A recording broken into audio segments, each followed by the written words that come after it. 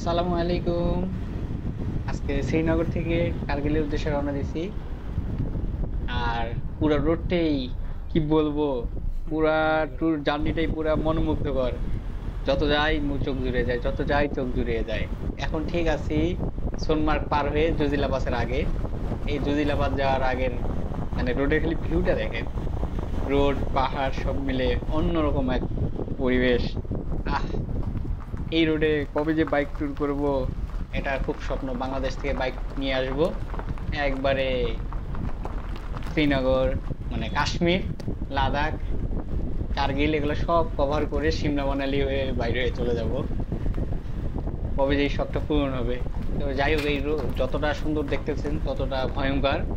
কারণ যখন তখন এই রক মাউন্টেনের রক মনে হইতেছে খুলে এসে আমাদের উড়িয়ে দিবে। আর এরকম দুর্ঘটনা এখানে ঘটে মাঝে সাঝে। আর রোড গুলো দেখতেছেন নুড়ি পাথরে ভর্তি। বাইক রাইডারদের জন্য খুবই রিস্কি, তাও বাইক লাভার যারা আছে তারা তো কোনো কিছুতে ভয় পায় না, তারা রাইড করবেই।